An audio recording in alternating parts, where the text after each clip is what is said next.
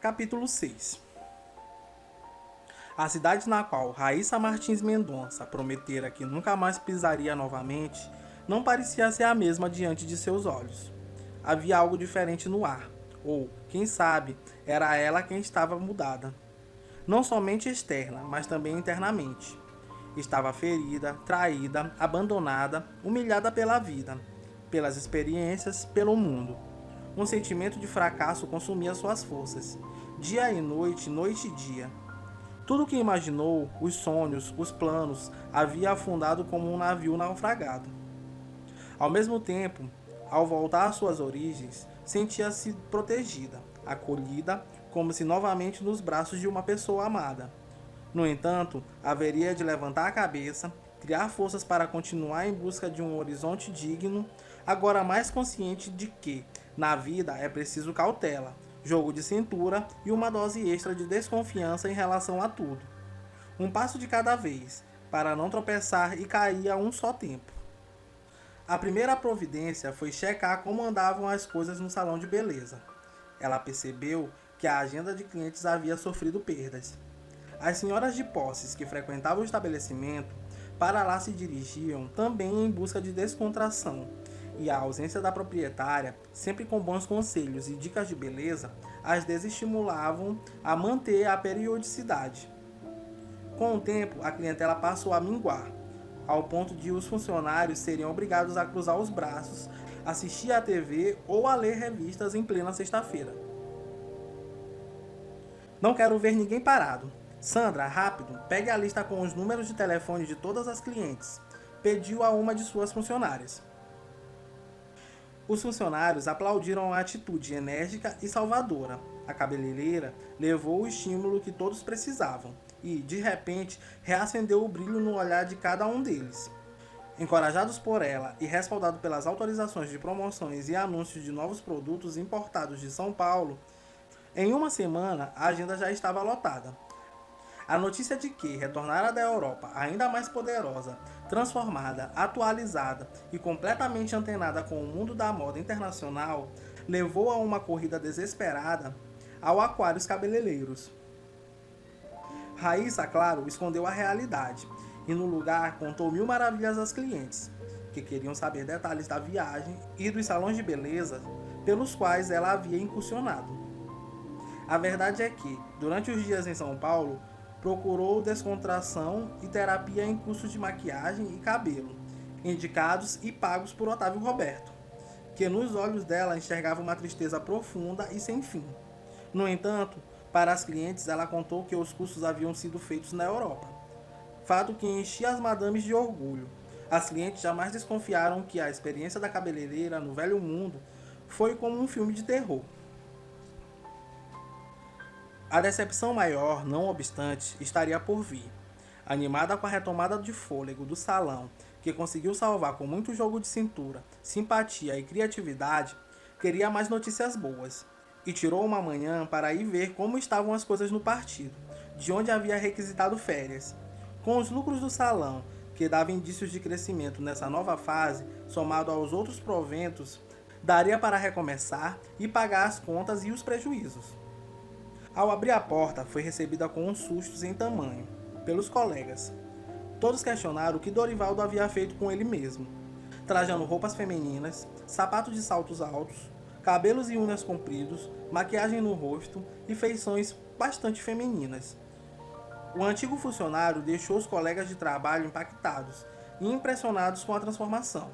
No outro dia, ele foi convidado a se dirigir ao setor de recursos humanos e ali mesmo foi despachado. A explicação era simples. Dorivaldo, da maneira como se apresentava, não poderia exercer suas atividades normais, embora, quem sabe, pudesse ser ajudado de forma extraoficial. Haja visto que, durante o tempo que se dedicara ao partido, conseguira cumprir suas obrigações de forma correta, exemplar, sem faltas e demonstrando interesse em crescer e subir de cargo. Foi como se, outra vez, o mundo desabasse sobre suas costas. Um duro golpe ou um balde de água fria, uma atitude clara de preconceito, pois mesmo com uma identidade feminina, ele poderia exercer suas funções normalmente, com ainda mais entusiasmo, uma vez que esse era o seu sonho, ou seja, trabalhar como qualquer outra pessoa, sem precisar fingir um perfil cobrado pela sociedade. Era assim que se sentia bem. As pessoas estavam mais preocupadas com as aparências, com os padrões estéticos e com a superficialidade do que com a essência, com o conteúdo, ou seja, menos importava sua capacidade de produção, criatividade e inteligência. Raíssa simplesmente não conseguia entender o posicionamento da sociedade preconceituosa, que não dava chances para uma nova possibilidade. Mais cedo ou mais tarde se incorporaria ao contexto, inexoravelmente. Foi a última vez que ela pisou na sede do partido. Ali mesmo, uma parte de sua história ficou para trás, para que novas páginas pudessem ser escritas. Arrasada, rejeitada e descartada como um pedaço de maçã estragada, sentiu um aperto no coração, e as lágrimas, mais uma vez, borraram sua maquiagem. Na mão direita, segurou a carteira de trabalho, carimbada com a tinta do preconceito. Não lhe restava alternativa, a não ser retirar o seu time de campo. Mas tinha consciência de que o brado que deu para o mundo era necessário. Era muito importante mostrar à sociedade que tinha de ser ela mesma e que, a partir dali, não queria mais viver de aparências, enganando a si própria. Era uma atitude que revelava sua subjetividade, e cujo preço seria uma difícil batalha em diversos campos da vida. O dinheiro que recebeu da rescisão, ela empregou no salão de beleza, que deu um salto como jamais imaginou. Além disso, a notícia de que havia desembarcado da Europa definitivamente transformada rendeu-lhe diversos convites para eventos e uma participação em um concurso de beleza de gênero, onde recebeu o título de Miss Barreirinhas. Foi uma noite grandiosa, em que foi coroada e reconhecida como uma transexual vitoriosa, e que muito bem representava a classe. O evento foi prestigiado por várias autoridades políticas, entre prefeitos, secretários municipais e estaduais e empresários. Raíssa recebeu inúmeros cumprimentos, e todos perguntaram sobre a experiência na Europa, e questionaram se ela pensava em ir morar no exterior definitivamente. Depois da faixa e da coroa recebidas, choveram eventos. Foi convidado, entre outras coisas, para atuar como mestre de cerimônia. Desenvolta, extremamente educada e simpática, a voz aveludada, trajando-se com elegância e exibindo um agradável sorriso, finalmente sentiu-se respeitada, reconhecida e valorizada. A noite promete. Retorno a Barreirinhas para a cerimônia de coroamento da nossa Miss Barreirinhas. Espero que a Felizarda me substitua à altura, disse sorrindo. A bordo do carro muito bem conservado pelo irmão Genivaldo, pegou a estrada à tarde, pois precisava estar em Barreirinhas por volta das 21 horas. Tratava-se de um evento que movimentaria todo o município. Além da eleição da Miss, haveria um show de transformismo, DJs, bandas e sorteio de brindes. A cabeleireira costumava viajar sozinha, e como era ótima ao volante, não se preocupava com distâncias. Sua independência a fazia partir a qualquer hora do dia ou da noite. Naquela data, no entanto, deu carona para mais 4 participantes do evento. A estrada não estava em boas condições, e em determinado momento do trajeto, ela foi surpreendida bem à sua frente por uma enorme carreta carregada de frangos para abate. O caminhão parou bruscamente devido a uma cratera, e para evitar a colisão fatal, foi obrigado a desviar para a esquerda. Sem conseguir controlar o volante, migrou para outra faixa e o carro capotou 5 vezes antes de cair em um abismo. 3 pessoas ficaram gravemente feridas. A cabeleireira foi ferida na testa e no braço direito, além de sofrer algumas escoriações. Ainda assim, deu um jeito de seguir o seu destino com 3 dos tripulantes, deixando o carro lá mesmo e conseguiu carona até o hospital mais próximo. Era um compromisso sério e não poderia falhar. Logo depois de serem medicados e de receberem os curativos, seguiram de táxi para Barreirinhas, conseguindo chegar a tempo. O veículo ficou destruído, mas, após alguns dias na oficina, continuou a ser usado, embora em péssimas condições.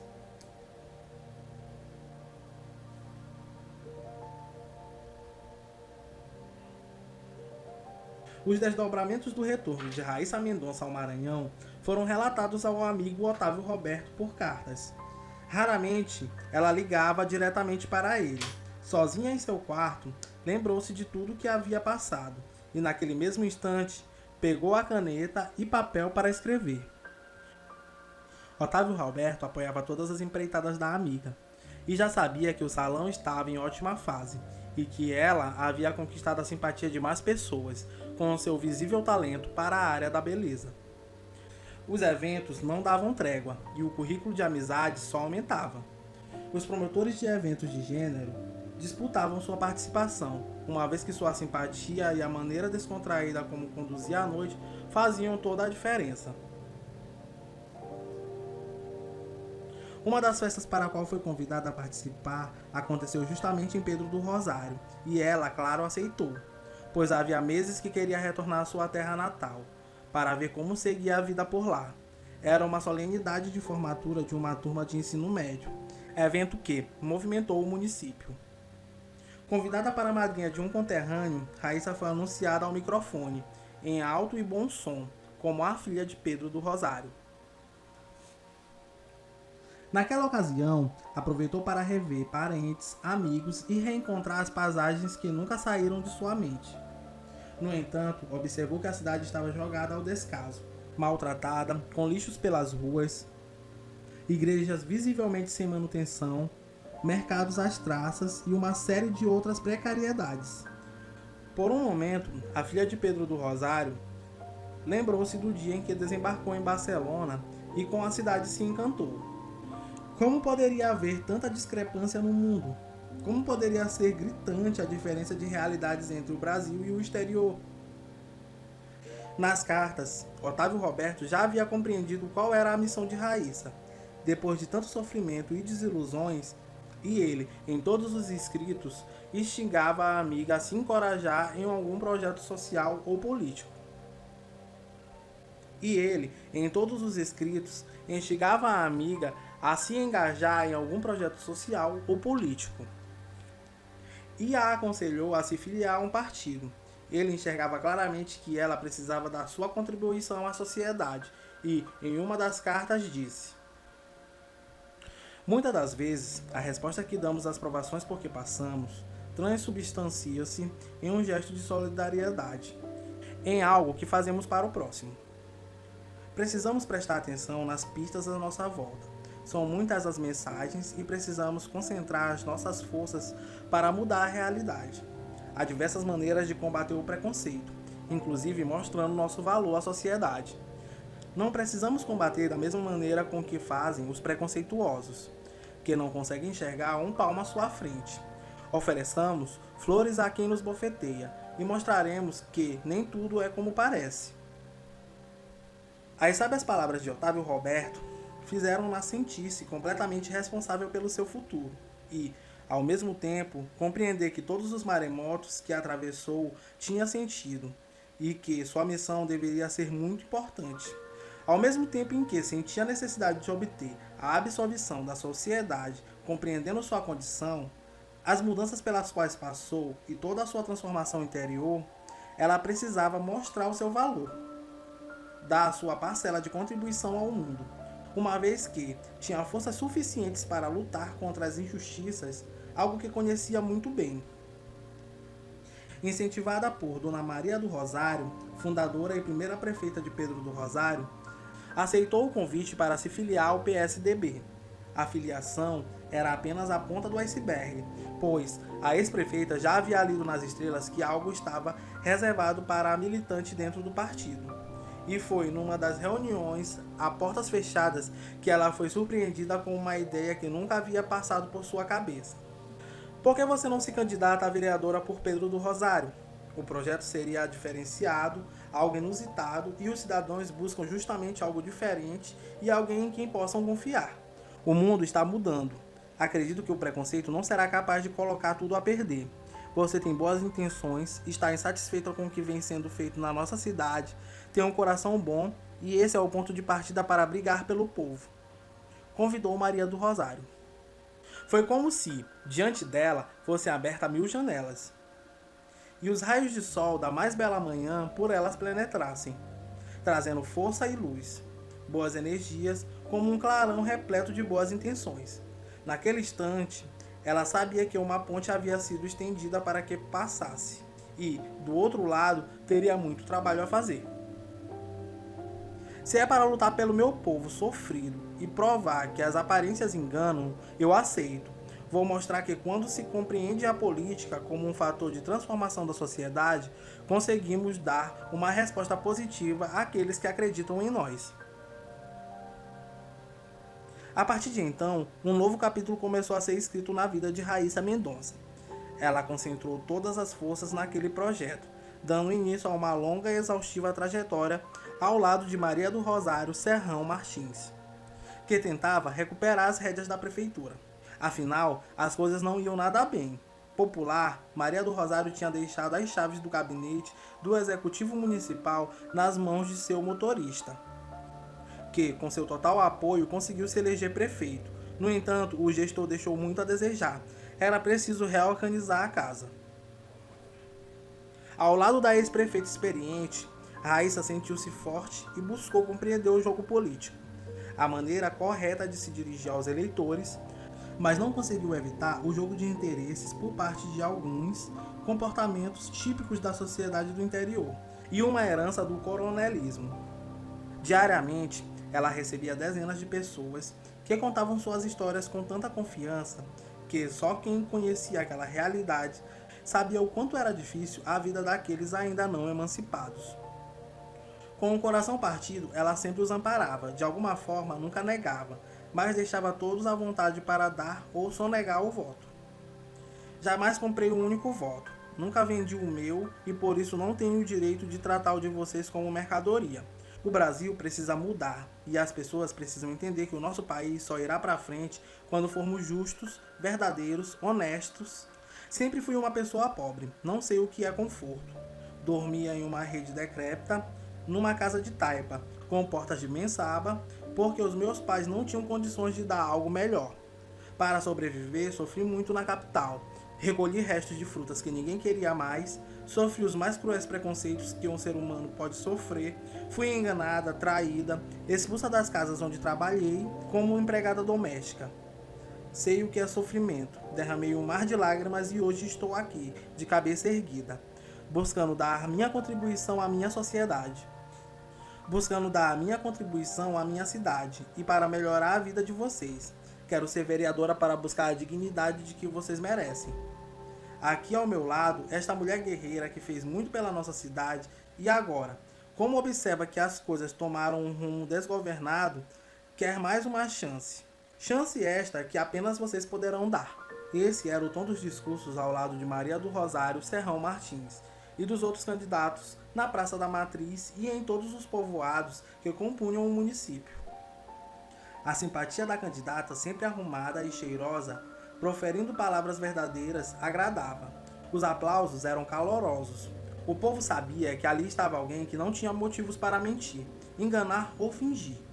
Era verdadeira porque não escondia as suas origens, sua condição e se mostrava transparente, sem máscaras.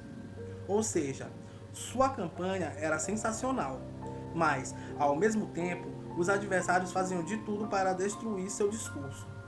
De casa em casa, apresentava o argumento de que um candidato que não sabia nem mesmo administrar sua condição sexual, ficando na fronteira entre o masculino e o feminino, não poderia bem representar a sociedade. Como um político pode representar o povo na Câmara Municipal vestido daquele jeito? E onde fica o respeito à família? O que vocês dirão a seus filhos? Que votaram num travesti?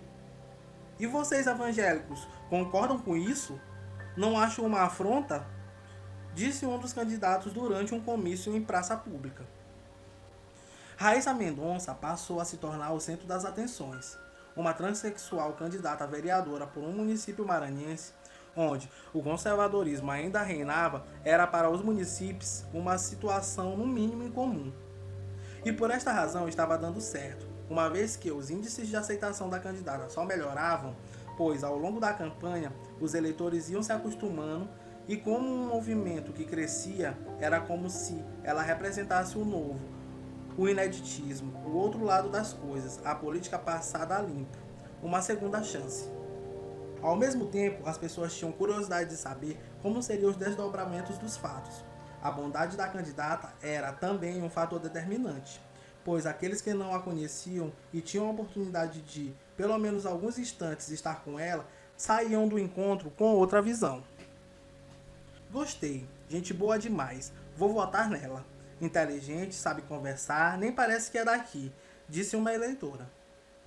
No entanto, quando as coisas estavam caminhando para um desfecho espetacular, a candidata sofreu um novo golpe, desta vez por parte do grupo opositor.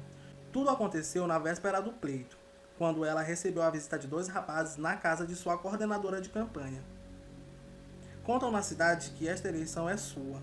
É por isso que estamos do seu lado, além, claro, de acreditarmos no seu projeto, pois todos contam maravilhas de você, disse um dos rapazes. Não se pode comemorar antes da abertura de todas as urnas, emendou a candidata. Mas a eleição ganha. Temos a certeza de que estamos diante de uma vitoriosa muito influente no município. Caso precise de assessores, estaremos às ordens. Sempre tivemos vontade de entrar para a política, e convenhamos, é um dos caminhos para se dar bem na vida e fazer dinheiro, disse o outro rapaz. A candidata parou por um instante e prosseguiu. O dinheiro só é bem-vindo na vida de uma pessoa quando chega como energia que se move para o bem-estar de todos, e não somente para o bem de quem o possui. Tem valor quando chega como consequência do trabalho e da grandeza dos nossos atos, não quando vem à custa de escassez alheia. O amor aliado ao dinheiro promove o bem da humanidade, diminui distâncias, desfaz desigualdades, contribui para o crescimento e para a extinção das injustiças. Acredito que o dinheiro e o poder são questões fornecidas que fazem parte de uma prova redigida para avaliar se aprendemos as lições diárias que Deus nos impõe. Belas palavras, agora mesmo que não temos dúvidas de que votaremos em você. Os 2 jovens bonitos chegaram com um discurso de adesão à campanha e se apresentaram como eleitores do grupo político de Raíssa, afirmando que não tinham candidato a vereador e que ouviram falar muito dela, razão pela qual ficaram curiosos e interessados em conhecê-la. Contaram que eram do município de São Bento, mas que haviam transferido de domicílio eleitoral. Ao mesmo tempo, relataram que precisavam de uma ajuda de custo para a estada na cidade, até pelo menos 2 dias após as eleições. Raíssa acreditou na versão dos rapazes, que na verdade eram sobrinhos do candidato opositor, e quis ajudá-los. 10 minutos depois, foi surpreendida com a notícia de uma denúncia forjada e inverídica de compra de votos, e que a polícia estava atrás dela. Foi inocentada por falta de provas e pelo fato de os rapazes terem apontado outra pessoa como autora do crime. Sua secretária, também transexual, que a ajudou na campanha de forma incansável, apesar disso sua imagem restou manchada naquela mesma hora, pois o burburinho rapidamente se espalhou, como aquela brincadeira de telefone sem fio. O fato ganhou inúmeras versões, e em sendo véspera do pleito, foi impossível contornar. Raíssa Mendonça, número 45.000, perdeu a eleição. Na hora da abertura da última urna, seu mundo despencou com um sonho de se tornar vereadora de Pedro do Rosário. Ela foi invadida por um sentimento de angústia com tristeza e decepção. Pior ainda, pois nem mesmo Maria do Rosário conseguiu se reeleger a prefeita. Ainda assim, segurou as lágrimas e manteve-se forte, pois não poderia demonstrar que estava arrasada porque havia sido derrotada aos 45 minutos do segundo tempo. Estava no caminho certo, havia concluído o processo de maneira exemplar, conquistara o carinho do eleitorado e se sentia segura e na direção certa. Pelo menos era esta a impressão que tinha. O episódio, não obstante, foi um golpe de mestre da oposição. Como uma cobra peçonhenta, o segundo colocado nas pesquisas esperou o momento exato para dar o bote, e o veneno surtiu efeito imediato. No discurso de avaliação, estas foram suas últimas palavras. Nada está perdido. Agradeço a todos aqueles que votaram em mim e acreditaram no nosso projeto. Um dia voltarei de cabeça erguida e começarei tudo de novo. Não tenho medo de começar do zero. Tenho coragem para subir a montanha quantas vezes for preciso. As avalanches nos derrubam, mas a esperança nos levanta. Desejo discernimento aos candidatos vitoriosos e que honrem cada voto recebido. A nossa cidade e o nosso povo clamam por uma vida digna. O futuro é agora e precisamos ficar de olho em tudo aquilo que eles fizerem. Pedro do Rosário, onde quer que eu vá, estará em minhas orações. Eu amo esta cidade e todos vocês. Vou me preparar para retornar e governar este município. Muito obrigado.